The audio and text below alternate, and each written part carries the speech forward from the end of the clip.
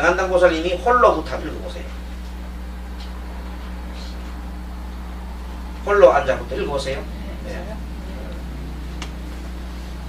홀로 앉아. 정한신 보살님 가는데 정한당이라 붙여주니까 네, 놀래가지고 그래서 당호부터 가니까 좋아. 네.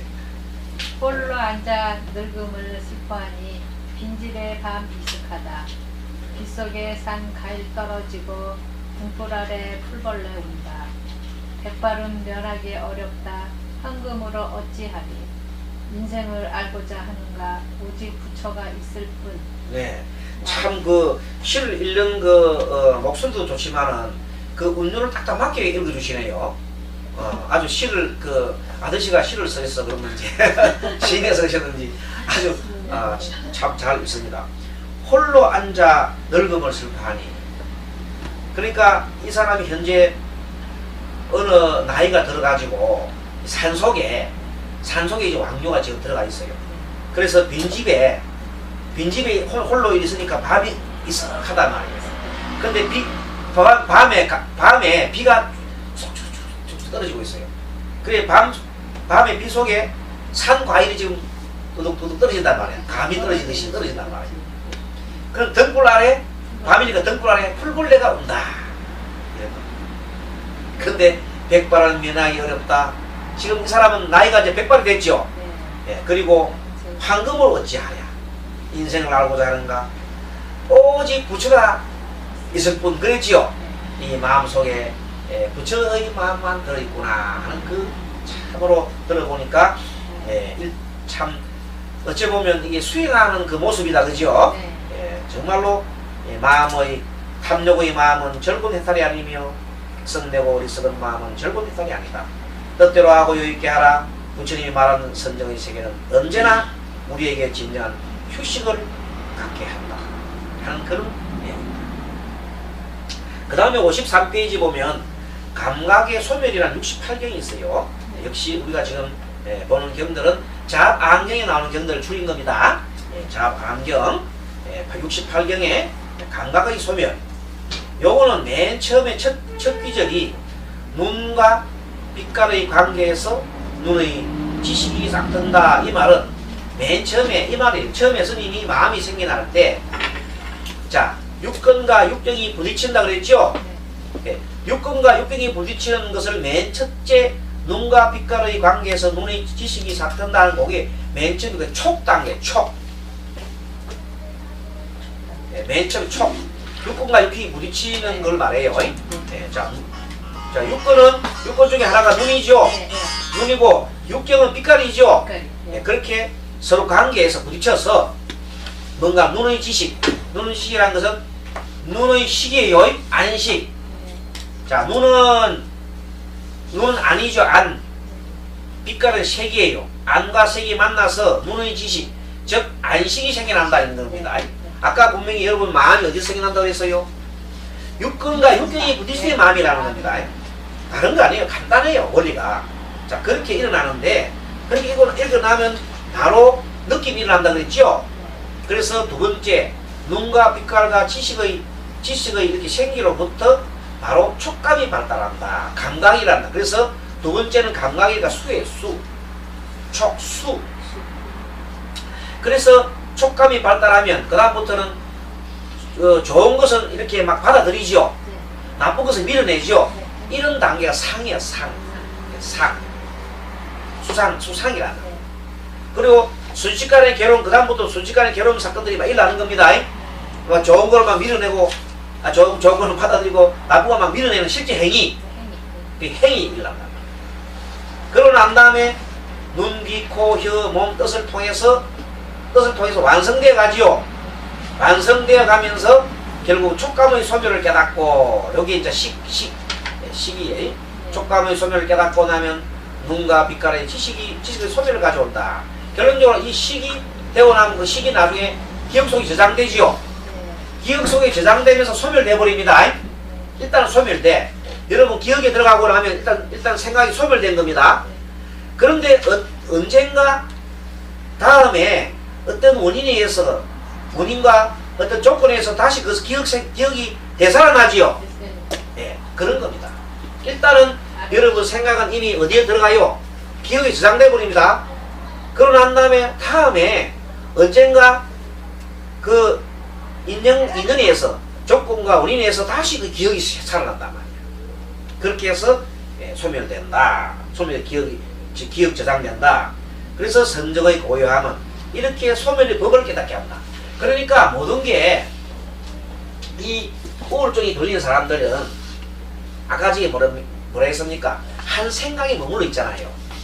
우울한 생각이나 안 그러면 돌아가신 뭐 부인이나 돌아가신 남편이나 자식이나 아니면은 뭐 자기 가지고 있던 내가 옛날에 잘 나갔는데 그 자리에 연연한다든지 모든 걸 집착할 때 생기는데, 그런 모든 것들은 생각들이 뭐냐면 여러분들이 언젠가 사라질 것이죠.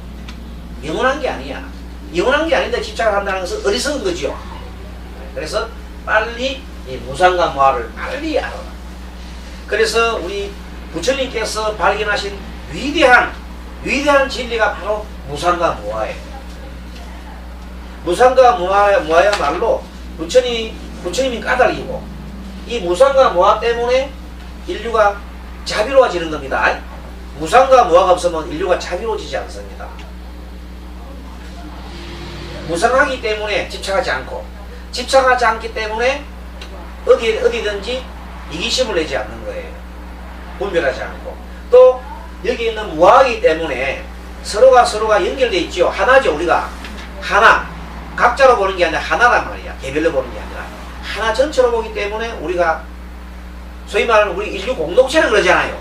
그런 것이 이 불타의 사상에서 나오는 거예요. 근데 만약 여러분들 이런 사람이 있다 합시다. 자, 이런 사람 손 들고, 이거 알죠? 뭐 하는 사람인지 알죠? 무엇이죠? 이런 사람은 오직 내 종교만이 최고다죠. 그런 사람들은 하나예요, 따로 보는 거예요. 따로 보는 거예요. 그런 사람들은 인류 공동체로서 하는 사람들이 아니에요. 적을 만들고, 나와 가까우면, 나와 같은 사람 믿으면 아군이고, 아니면 적을 만들고, 적은 죽여도 된다 이거잖아. 참으로 어리석기 짝이 없어서.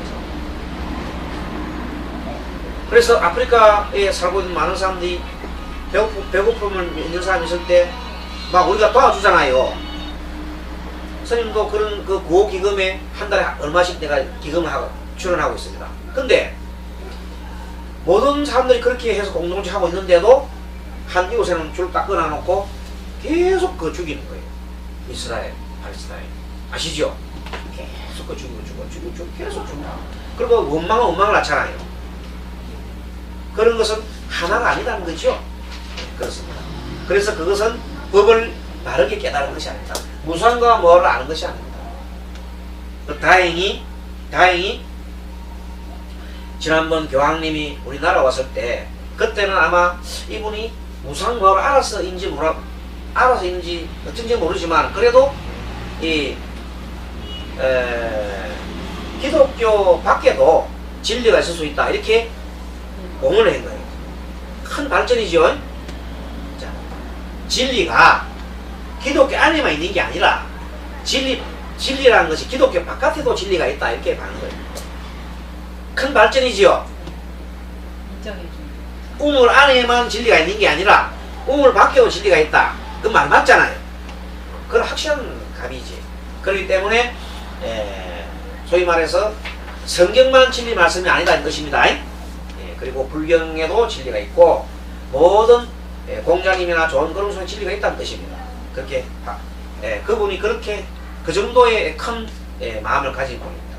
그런데 과거에는 그런 그 교황님들이 그런 큰 마음을 가진 사람이 그리 많지 않았어요. 좁은 마음을 가진 사람이 많았어요. 그래서 옛날 십자군 전쟁가고 그랬잖아요. 그때 교황님들은 옛날에 몇백 년 전에 교황님들은 십자군 전쟁했죠. 자기만 그런 아메리카 인디안들을 막 무지무지하게 막자게 죽이고 막 그랬잖아요. 자, 53페이지 바른 관찰. 미래의 현상에 대해서 끝없이 절김을 낸다. 물질에 얽매이는 것은 해탈이 될 수 없다. 그렇죠.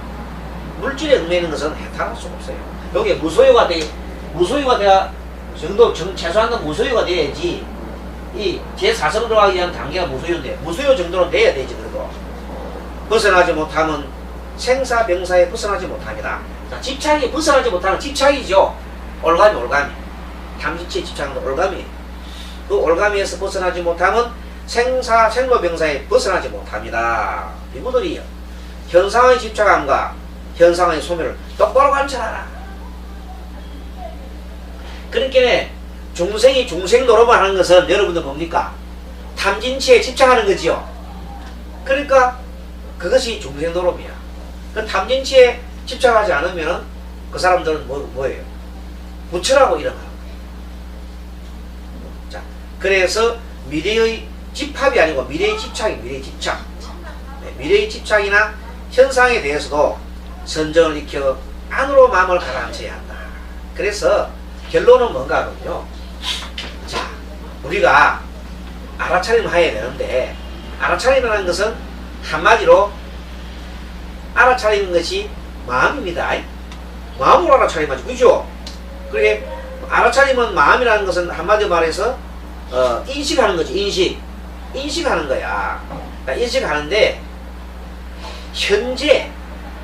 현재 내 자신의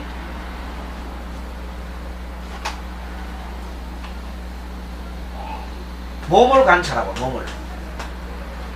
몸은 신자 신. 몸을 관찰하고. 그 다음에 뭘 관찰해? 그 다음에는 느낌을 관찰하고. 느낌. 그 다음에 심. 마음을 관찰하고. 그 다음에 법이라는 것은 모든 현상을 말해요. 자, 이 모든 현상을 지난번에 한번 선생님이 설명했습니다. 이 모든 현상이라 하면 육根과 육정이 부딪혀서 일어나는 모든 마음을 말합니다. 육根과 육경이 부딪히면 육식이 일어나지요. 그걸 18개라 해요. 18개. 육근과 육경을 합쳐서 12개. 늘어나면 그거다가 육식을 더하면 18개다. 18개. 18개가 모든 현상이라고 그랬어요. 그 법이라고 그래요. 그 법을 관찰하는 거예요. 그 처음 관찰할 때는 어떻게 찾냐면 내 몸을 관찰해. 내 몸을 관찰할 때 가장 기초가 호흡이죠. 호흡. 이 호흡을 한다면 우리 지금 호흡 공부하잖아. 깨달음을 가기 위해서 우리는 호흡으로 깨달음을 길로 가고 있잖아. 그렇죠? 네.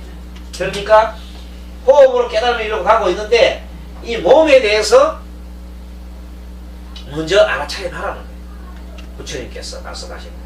우리는 부처님의 말씀을 듣고 하는 거지 다른 걸 하는 게 아니야. 그래서 맨 처음에 여러분들 숨을 들어 마시고 할 때 그 몸으로 하는 거지요. 몸으로 하면서 코끝에 의식을 두고 또 아랫배 우리가 이렇게 느낌을 가졌지요. 그래서 몸을 관찰하는 거야. 몸이 들어가 숨을 쉬고 내쉬고 하는 거예요. 그걸 몸을 관찰하다 보면 나중에 아주 느낌이 편하고 고요하지요. 그 느낌은 고요한 느낌을 느낀다. 그리고 조금 더 관찰하면 그 마음속에 어떤 마음이 흘러나와요. 혹시 좀 불안한 마음이 있으면 내가 뭔가 잘못된 오늘 아침에 일 처리가 남편하고 싸웠다든지 그런 마음이 남아있으면은 그 마음이 호흡하다가도 그 마음이 올라와요. 올라온다고. 그럼 그 마음을 싹 보는 거야. 내가 이런 실수를 했구나 보면서 그 마음을 들여다보면서 현상을 보는 거예요. 원인과 결과를 분석합니다. 원인과 결과를 분석한단 말이에요. 내가 남편한테 그런 말을 했을 때는 조금 내가 과했구나. 좀 더 부드러운 말을 해드릴걸. 출근한 남편이 화내고 출근해서 화내고 막 둘이 싸워서 그러면 자 그런 마음을 하고 호흡을 하게 되면 사실 호흡이 잘 안 되는 거 아닙니까? 그런데 자꾸 하다 보면 그 생각이 확 나는 거야. 그러면서 한 생각 돌이킨다. 그래서 한마음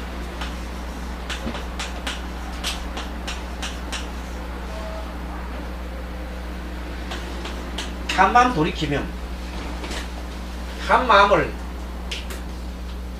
돌이키는 거야. 한 마음 싹 바꾸면 바꾸면 한마음 돌이키면 한마음 바꾸면 세상이 달라집니다. 뭐라고요? 세상이 달라. 한마음 바꾸면 세상이 달라 보여요. 그래서 그 이치를 우리가 배웁니다. 한마음 바꾸면 그냥 세상이 달라 보여요. 이 우울증도 한마음 바꾸면 됩니다. 마지막 정리 시간에 한 예 하나만 듣게요. 어떤 사람이 21살에 시집을 가게 됐어요. 막 요새 같으면 21살 시집 갔다면 잘못 입청된 거죠. 잘못됐잖아. 21살에 시집 갔다면 그건 애 낳았다면 요즘 현대로 봤을 때는 정상은 아니죠. 대학 다니는 아이단 말이야. 그때 시집 와서 애 낳았다면 정상은 아니잖아요. 자, 이런 사람이 자기 애를 한 거야. 그 친구도 지금 대학 다니고 있어. 근데 자기는 집에서 혼자서 애기 젖을 미고 있으니까 남편은 시원찮아. 남편이 시원찮아. 그러니까 시원찮아. 어쨌든 노가다로 나갔어. 애기를 젖을 미고 나니까 눈물이 막 흐르는 거야. 자기 실세를 보니까 친구도 나가서 지금 막 미팅도 하고 막 재밌게 노는데 자기 애 하나 낳아가지고 지금 젖먹이를 쓰니까 이 한 생각에 빠지면 그 사람은 우울하고 나중에는 자살을 할지 모릅니다. 그죠? 그런데 이 사람이 만약에 한마음 돌이켜가지고 아니야 스님 법문 듣고 오늘 이곡 듣고 스님 법문 들었어. 그래가지고 여러분들 일찍 결혼하게 되면 애들 일찍 낳고 나면 나중에 40쯤 되면 이미 애 다 크잖아요. 20살 되는데 20살 50 되고 나면 막 다 끝나버려. 그러면 자기들 50 다른 사람은 50대 돼가 지금도 허리 힘이 좀 한 36살 때 시집 가가지고 애 낳았는데 지는 이미 막